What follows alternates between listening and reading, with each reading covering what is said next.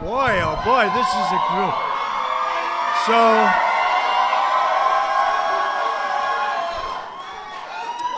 So I've been doing this for a long time. That is the loudest I've ever heard anything in this room. You just broke the record. Unbelievable. Well, I want to thank you all, and I have a lot of friends, but... And this is a place, 1799 it was built, 1799, started off with number 6, John Adams, president, and so it's a long time. It's the White House, so we love it, and it's an honor to have you, but you really did, you broke the sound barrier. I've never heard that. I've never heard it quite like that, and I appreciate it. We love you. We love you. Thank you. Thank you. And I'm honored to welcome everybody and these incredibly talented and unbelievable, patriotic young American leaders. You're going to be the leaders somebody I would be almost willing to bet, maybe even willing to bet, somebody in that audience right here, right in front of me is going to be standing here someday. I think so. You've got a good shot. You're going to have a good shot. You've done incredible work to get to this position, and I have tremendous respect for it. We're glad to be joined by our terrific Vice President, Mike Pence.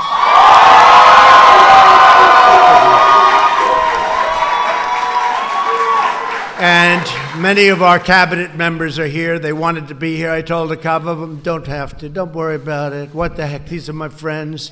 They said, no, we want to be here. So we have a lot of our cabinet members here. And to every young person, you represent America's future. You are the best and the brightest, the bravest and boldest, and someday you are going to be setting records like nobody before. I'm telling you, I know it. I know where it's at. I know where energy is, and you have the energy like very few people have the energy, so I just want to tell you, get out there. Prove me right, please, okay? Prove me right. I have no doubt you will. Each of you has come to Washington for the Black Leadership Summit, because you have what it takes to achieve real change on your campuses and in your communities, and that's what you've been doing, and that's actually why you're here. You speak out for the values and principles that have made America the most exceptional nation anywhere on earth, and I will say this today is greater than it ever was before. Our military, our economy. We have the greatest economy in the world. We have the greatest economy we've ever had. Tremendous numbers just came out today. You heard that. But you stand up for the oppressive forces, and you do. You stand right up to those forces in our country that demand conformity and control. You refuse to be censored. You refuse to be silenced, and you will never back down. And don't ever back down.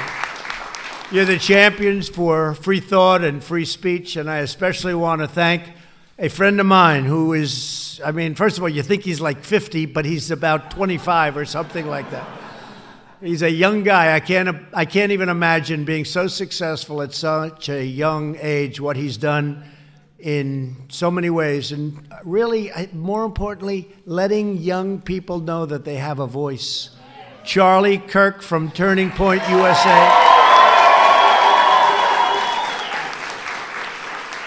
Charlie, you've done a fantastic job. Fastest growing organization of thought in the country. He is something. Thank you very much, Joe. I appreciate you being here. And we're also joined by a friend of mine, just got married.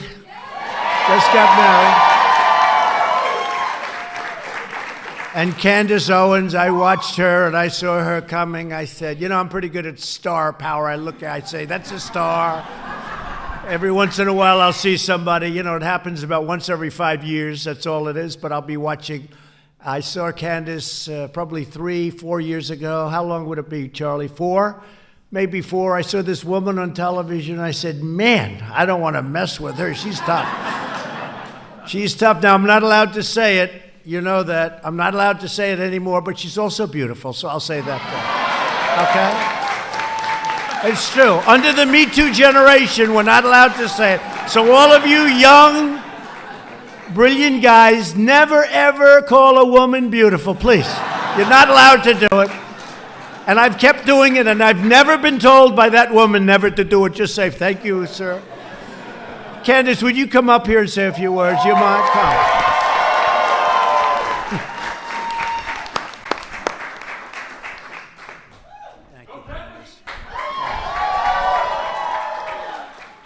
You know, I was thinking, every single president that comes into office after 2 years, they look so much older. He seems to be the only president that's getting younger. He has somehow found a fountain of youth. I think he gets up out of bed. It's the fight. He loves the fight. He really does. We are so blessed. And listen, let me say this. The media, the audacity of them to think that they are going to impeach our president. It's not happening. It's absolutely not happening, not under our watch. We need to make sure we fight for this man, the one man who is standing up for Black America. We are going to fight for, guys. We have to keep it going. That's so nice. Outstanding person. She's another one. You're going to have to compete with her, too, for this position, I suspect. Thank you very much. Sort of interesting. It's like... do we have a choice? We have to fight, right? We have to fight. We have to fight for everything, whether we like it or not. Another man who's been so incredible, Jaron Smith. Where is Jaron? Is he around here? Jaron Smith. Man, have you done a job. You've done such a great job, Jaron. At least come up and shake my hand, will you, please? Come here, Jaron.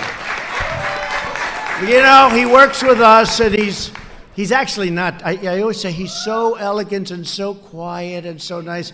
They say, you don't know the real Jaron, so I want to see that. But what he does in the job he's done in outreach and so many other aspects of our lives is incredible. I want to thank you, Jaron. Thank you very much. Thank you.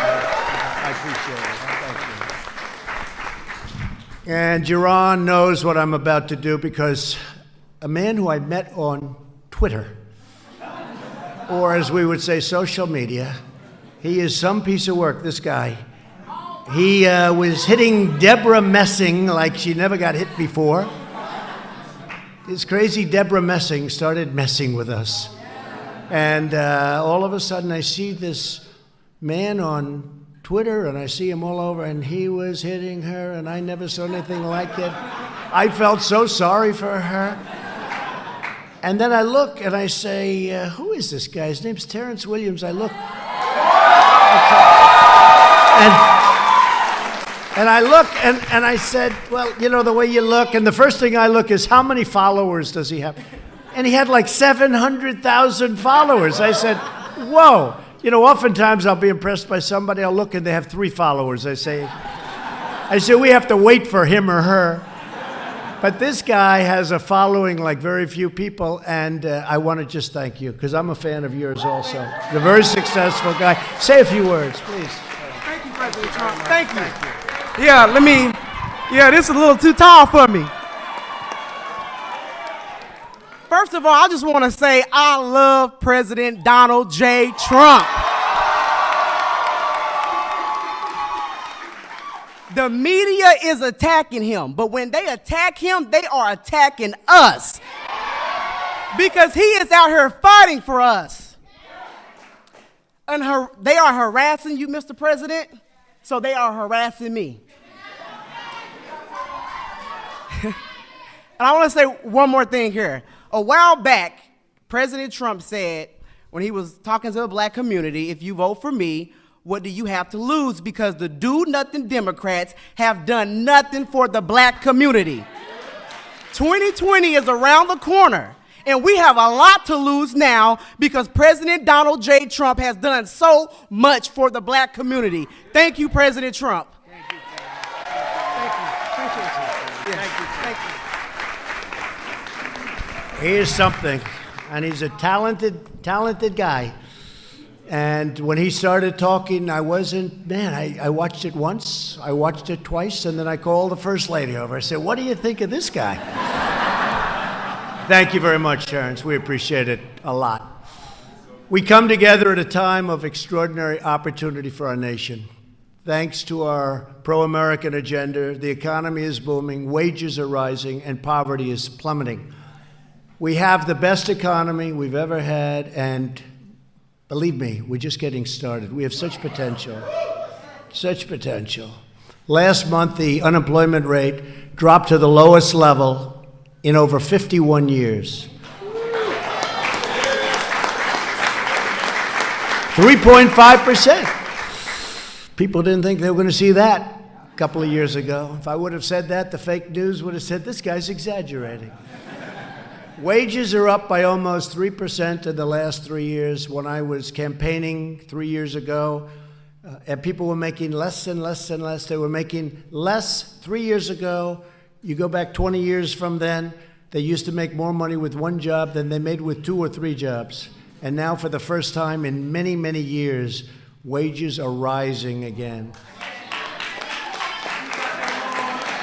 The unemployment rate for African Americans is at the lowest it's ever been in the history of our country. And African American youth unemployment, young African American talented people, recently reached the lowest rate ever recorded. So how do we lose that debate? We'll be up and somebody will say, I'm going to do this. I say, folks, how old is your country? African American, the best numbers you've ever had. And I could go into plenty of other numbers for the first time ever as an example. The most new hires of prime working age are minorities and women.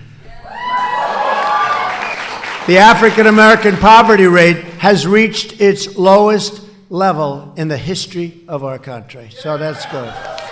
And they're working hard, they're finding jobs, and they're getting good jobs. And if you don't like that job, you can get another one because you have a lot of choice.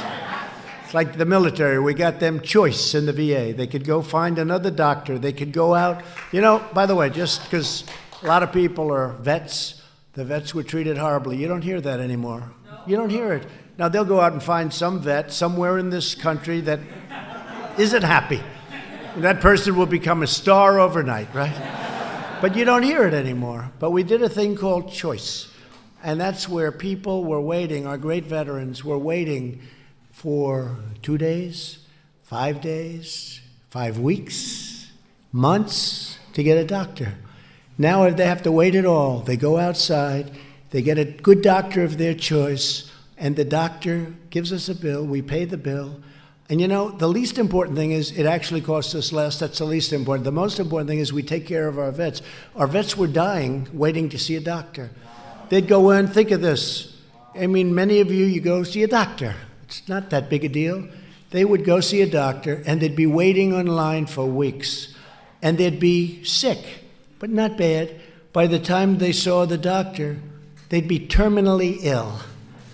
And we don't do that anymore. So it's a big thing. They've been trying to get this approved for over, I guess, Mike, over 45 years. And we got it done. We're good at getting things done. And how much sense does it make? So it's good. So you have choice also. You have choice in your jobs. You don't like your job, you go out. We have a great economy. You go out, get another one. And it's incredible how well you're doing. Our agenda is lifting up citizens of every background, race, religion, color, and creed. But while we are fighting every day to build up our nation, the far left only wants to wreck, ruin, and destroy our nation. And you know better than anybody, for the last 3 years, Democrat lawmakers, their deep state cronies, the fake news media, they've been colluding in their effort to overturn the presidential election. 63 million people voted, and to nullify the votes of the American people. And many African American people voted for Trump. Even then, now they like me more because I said I was going to do it, and now I did it, so you better vote. I said I was going to do it. I said I'm going to do it. Yeah? Thank you very much. But you remember I'd make speeches, and I'd go through a list. I'd be talking about the African American community, and I'd go through a list of worst poverty levels ever, worst crime ever, worst schools ever, worst this. I'd go through 10 things. I'd read off from a list. And at one big rally, I had 25,000 people. I said, go with me. What the hell do you have to lose? Remember that, Candace? I said, what do you have to lose? You're doing the worst in every category. You're getting it's terrible. What the hell do you have to lose? And I'll never forget, I got off stage and my people came, sir, that wasn't very nice. I said, no, it's true. What do they have to lose? And you went with me, and I did get a good vote, I have to say. You went with me, and now you have the best employment numbers you've ever had, the best numbers, the best poverty numbers, so it's good. But the radical Democrats are willing to do anything to smear anyone and to lie about everything in their craven quest for power and money and other things, I guess. I don't want to tell you what those other things are, but they're not good, although maybe when the cameras shut off, we'll talk. They're trying to steal your vote. They're trying to steal your voice and steal your country. They're trying to steal your country. And they don't have what it takes. Shifty Schiff. How about Shifty Schiff? He got 4 Pinocchios today in the Washington Post. He lies like a son of a gun. He's been lying for 3 years. But we will never let that happen where they take away your country. We will uphold the sacred principle of government by and for the people. That's you. The corrupt forces in Washington, and they are corrupt, and that includes the media, because large parts of the media, not all of it, you have some great journalists, reporters, but large portions of the media are corrupt, perpetrating these hoaxes like never before. The very same people who have made a living selling out American workers to foreign countries. They were closing the factories. You're losing your jobs. They leave our country. They make the product. They sell the product in. No tax, no nothing. So we ended up with empty factories and no jobs. By the thousands, by the tens of thousands, and jobs by the millions. These are the same bought and paid for politicians who let special interests write the laws, who push trade policies to enrich foreign nations, and who beg far-left judges to rewrite the Constitution of the United States to impose their own extreme ideology. No one in America has been hurt more as a result of the Democrats' corrupt leadership and socialist policies than our nation's African-American communities. It's true. That's true. It's true. For 100 years, African-Americans have gone with the Democrats. Has it worked? No. Hasn't worked. Actually, I guess, Candace, it's even more, but 100 years. And you look at what's going on in the cities run by these crazy left Democrats, and what's going on is not good. My administration is fighting with everyone and all our heart to reverse the pain inflicted by Democrat leaders and to deliver hope and opportunity and prosperity for all Americans, but for African-American communities all throughout our land. Together, we will express the corruption. We will defeat the socialists. We will defraud. And I will tell you what, we will do what we have to do, but we will stop defrauding all of the people in our country, because they've defrauded the people in our country. We'll defend democracy, and yes, we will drain the swamp, but that's what we're doing. African Americans built this nation. You built this nation. You know, you're just starting to get real credit for that, okay? I don't know if you know that. You're just starting to get, you built the nation. We all built it, but you were such a massive part of it. Bigger than you were given credit for. Does that make sense? Right? But with Candace around and Terrence, that's not going to happen for long. But through generations of blood, sweat, and tears, and you deserve a government that defends your interests, protects your families, and cares for our own citizens first. You know, at the border where they want the open policies, they want open borders, they don't want walls. They actually do want walls, but because I want it, you know. I know how I can get the wall. If I announced tomorrow, I don't want a wall, the Democrats would come out in favor of the wall.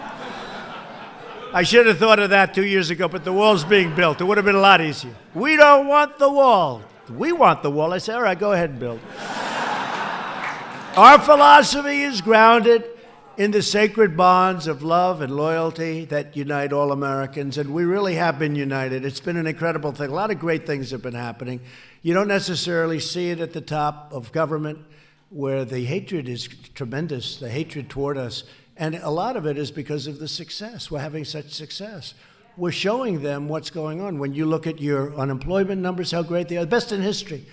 You look at your employment numbers. You look at the poverty numbers. You look at all of the things that have been so beneficial. It's driving them crazy because they never produced numbers like that. And they're losing African American votes, and they can't do that. They just can't do that. They haven't done anything for you. They haven't done anything. 100 years, they haven't done anything. At long last, you have a government that puts Americans first, puts you first, puts your families and your communities first. We're adopting Buy American trade policies to stand up for our workers. Our tax and regulatory reforms are stopping the outsourcing of jobs, where they outsource all your jobs to other countries, and keeping businesses in America where they belong, and keep your jobs where your jobs belong. We're fighting every day to secure our nation's borders and to achieve an immigration system that prioritizes American families, wage earners, taxpayers, and people that can help you and can help our country. To keep our cities safe, we're supporting the brave men and women of ICE and Border Patrol and law enforcement. And you'd be amazed at how many African American people come up, and they have people living near them that are brutal killers. They're killers. But you're tough, you fight back. But sometimes you don't win those fights, because these guys are tough too. They shouldn't be in our country. And it's really amazing to see what some of our law enforcement does and how much they love you. And that's the fact. That's the fact, and we're lucky to have them. To revitalize distressed neighborhoods, we created something that I'm very proud of. Tim Scott, South Carolina. You know Tim? Tim Scott has to get a lot of credit. He came to me with Jared, and he said, so we'd like to do opportunity zones. I said, what's that? But once he told me, I said, maybe that would work. And I think, Jared, it's one of the great, one of the great unknowns of the successes that we have. Thousands and thousands of zones in inner cities and poor neighborhoods, tremendous investments going in, tremendous jobs are happening, revitalization's happening. It's been incredible for the African American community. I don't think there's ever been anything, it's early yet, it's a year and a half, but Jaron, I don't think we've ever had anything quite like it, and people don't like writing about it because they don't want to give the Trump administration credit, but I'm used to that. I'm used to it. You got to get used to it. You know who knows, though? The people know. The people know. But because thank you. Because really no American community is going to be left behind. Any community. To help former prisoners get a second chance at life. We passed groundbreaking, and this is with liberals and conservatives. Some of the most conservative people in the Republican Party were so in favor of it. Senator Lee, Mike Lee of Utah, great guy. Senator Grassley, great guy, Iowa. So many people. Criminal justice reform. Everybody said it couldn't be done. And a group came to my office. Sir, please, would you help us? These were liberal people. And I said, I will. Van Jones was one. Nice guy. I wouldn't say he treats me too good, but that's okay. Van Jones. And he said, sir, we need your help. We can't get 5 senators. We can't get this. We can't get that. We need your help. We need your help. Please, sir. Help me. Please help me. I said, I can get you those 5 senators. And I called 5 or 6 or 7 to get the 5. Sometimes you have to call a little more than the 5 if you want to get the 5, right? You'll learn. A couple said, could I take a pass on this, sir? But I got 5 people, right, Jared? And we got the vote, and people were shocked. And nobody else could have done it. And they've been trying to change this for the African American community, for the Hispanic community, for other communities, but really the African American Hispanic communities by far benefited the most. And they've been trying to do this for decades. It started with the Clintons. It was not good, right? Remember when she ran and she... No, remember when she ran and she had that young African American woman who was tough. Maybe it was Candace. Could that have been you, Candace? But no, I don't think so. But I remember how she was so angry at Hillary Clinton. But they passed that. And it was horrible for the black community, for a lot of communities, but in particular black and Hispanic and some others. And I said, Senator, it's a great thing. We got to do it. People are in jail for 40, 50, 60 years for a crime that isn't even a crime today. Right? Isn't that right? Our friend, Jared, we have a number of them, but we helped a couple of our friends, a lot of our friends now. We pardoned certain people.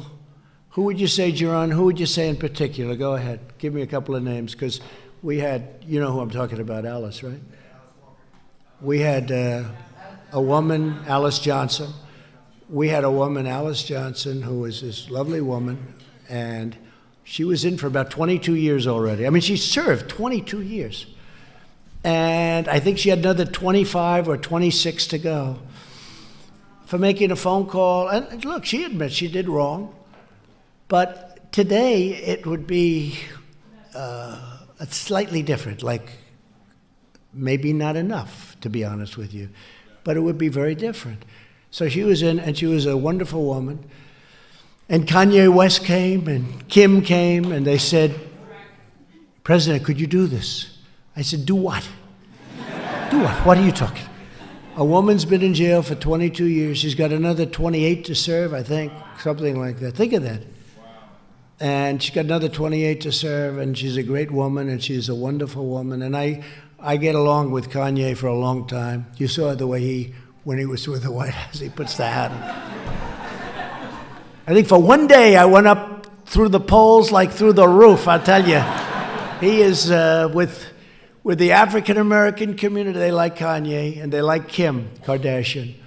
And we pardoned her and we worked it so that she was going to be able to get out, a form of a pardon where she could get out. And she came out, and I'll never forget the scene. She comes out of this big prison, mean prison. Not too many of them are nice, right? But she comes out through the doors, and there are her children, but her children are now very grown. Big, strong guys, beautiful women, beautiful, just a big family. And they just embraced. They just embraced, and it was on television all over. They loved, it was just incredible to see. And the tears, and they were just like one. It was incredible to watch. And I said, we have to do it with others. And you called Alice. I know that, Jaron and Jared. Come on, give those names. They're great, right? Right, Brenda. Right. Right. That's right. The prosecutors are doing things that they weren't doing before, right? That's right. Thank you very much. That's great. Boy, you have a good memory. That's very good. Because you work with it, right? It's from the heart. When it's from the heart, you always remember. That's great. And we have many others. And we'll go to Alice. And we'll say, Alice, who knows better? Because you can't let everybody up, because frankly, some are going to be there and they deserve to be there. But we say, Alice, who else do you think in that prison, you grew up, you were there for so long, 22 years, who else do you know that should be let out? And she gave us some names. And not even that many names, but she gave us 4 or 5 names. And I guarantee you those are great people. They've been in there also for many, many years. And they got to be friendly. And she's smart. After all those years, she knows the good. And I have no doubt that it'll work out. And we're getting them out now. We're in the process of getting them out to be with their families. So it's great. It's great. It's been a great thing. But I did want to say, so Van Jones was on about 2 weeks ago. And he came to me, and I'm telling you, he was so nice. He was sitting right there when I was doing it. And I said, thank you, Van Jones. Thank you, this one, that one. And that was it. And he came up to me, thanked me, and that was it. Then about 3 weeks ago, I saw him on television. I don't watch your show too much. Neither do too many. But I'm watching him. And he gets up and he goes, I want to thank a number of people because we did something this year that was undoable. They said it couldn't be done. We passed criminal justice reform. Okay? Van Jones said it. And I want to thank Reverend Al Sharpton. Well, he was nowhere to be found. Just so we know, I've known him for a long time. He used to love me. We used to go to fights together with Don King. Don King's a friend of mine. Don King endorsed me. And Don King and Al Sharpton get along. We used to go to fights together. And he liked me until I ran and succeeded in politics. Then it wasn't to his benefit. But look, Al's a con man. We all know that, okay? Just a con man. He's a con man. And he scared NBC into giving him a show, you know. They don't want to have any trouble. But he's just a sort of a third-rate con guy. But here's Van Jones. Here's Van Jones. Van Jones, I want to thank Al Sharpton. I want to thank all of these name people I never heard of. The only one he didn't mention was me. And then it got worse. You ready? Candace, listen to this. Terrence, are you listening? So he named these people, a lot of people, standing at the end of a show. I want to thank, because this was the greatest year we've ever had. We got criminal justice reform. I want to thank this one and that one and that one and that. I never heard of it. And I kept waiting for my name. I said, darling, come over here. I'm going to have a great little name mention. Yes, darling, the First Lady. How good is the First Lady? So she came over. And I kept waiting. And I kept waiting. And then he named a lot of people. That was the end. I said, I was a little embarrassed in front of my wife. I said, he didn't name me. I'm the one that did it. I called up Jared, right, Jared? I said, what the hell is this? But before that, he did have one other thing to say. This was 3 weeks ago. He said, and I have one thing to say that we have to do. We must defeat this president. We have to defeat President Trump. And we have to work 24 hours a day to defeat President Donald Trump. And I called Jared and I said, that's terrible. Right? Is that a true story? And then he spoke to Jared and he apologized, didn't he? He apologized. But I don't accept those apologies, you know? All right. Should we get back on the script? Okay? No, they say no. This is more interesting. They don't want to go back on. This is much more interesting. We love you folks, okay? We love you. Van Jones. Van Jones. He's another beauty.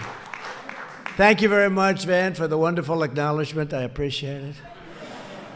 To give every American child the best chance to reach the American dream, we're fighting for school choice. Very important. Sadly, Democrat lawmakers care more about catering to lobbyists and powerful teachers' unions than they do about improving our schools for our children. And Democrats care more about illegal immigrants than about their own African-American constituents. They want to give health care to people that just walked into the country, and for you, they don't care. The whole thing is crazy. These people have gone absolutely nuts. While we're fighting for the American way of life, the hard left and the radical left is working to trample the rule of law, erode individual liberty, and exert a far-reaching control over our lives. Left-wing censors have launched an all-out campaign against free speech.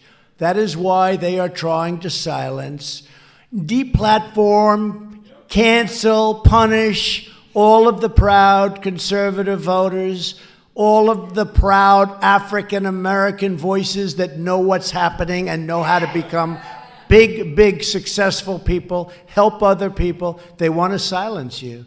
But we know the patriots in this room will never be intimidated. I know that. I know that. So here with us today is Kieran Boland, president of the Texas State University. That's a big deal. Turning Point USA chapter, who has bravely defended the right to free speech. And Kieran, would you please come up and say a few words, please? Thank you. I thought so. Oh. I love her hair. So last year on my college campus, they did try to ban Turning Point from our campus. So we fought strong and we prevailed. The piece of legislation was completely unconstitutional, and we are still fighting strong on our campus. So we're still there. I just want to thank Donald Trump for everything you have done for us. We are so incredibly honored to be here, and you've done so much for this country, and thank you so much. I'd also like to thank Turning Point for giving me the platform and the confidence to fight for our right for freedom of speech.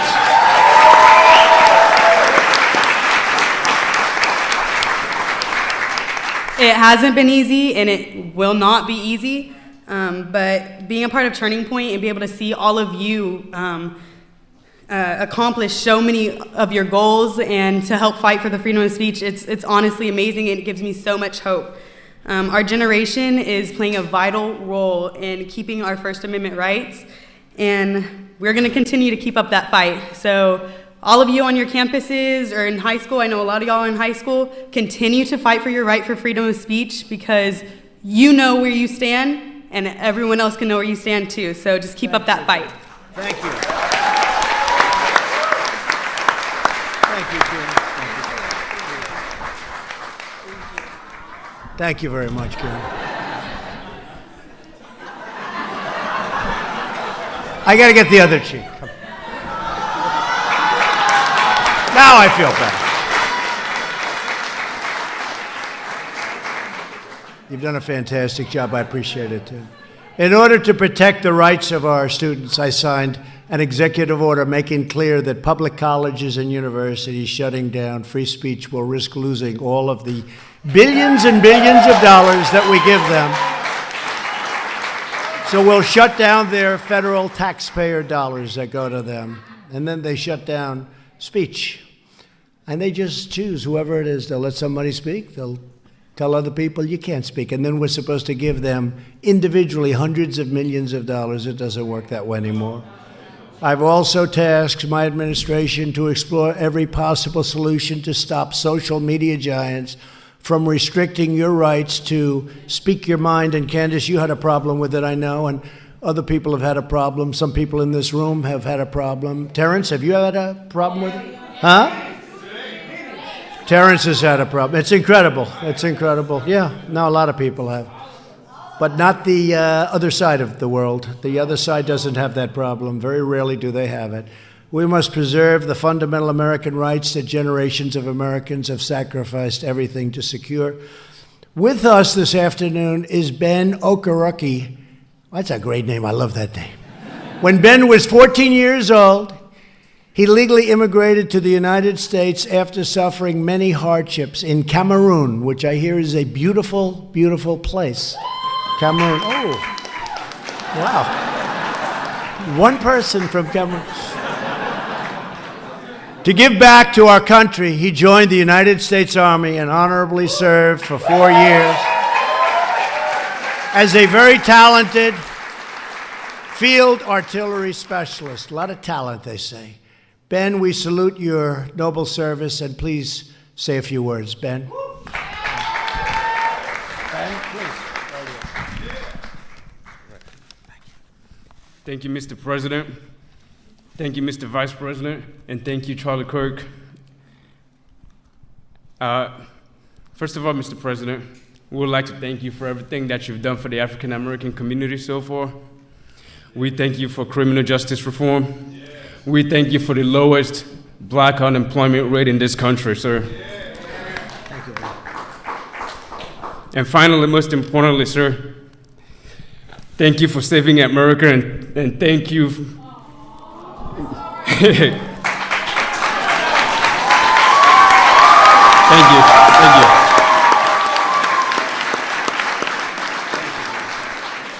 Finally, sir, thank you for taking on the fake news media, sir.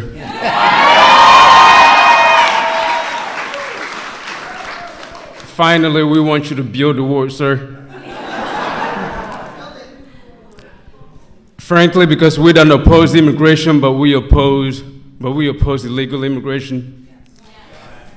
So we want you to come to this country legally if you're going to come to this country. Thank you. Thank you, Ben. Yes, sir. Thank you, Ben.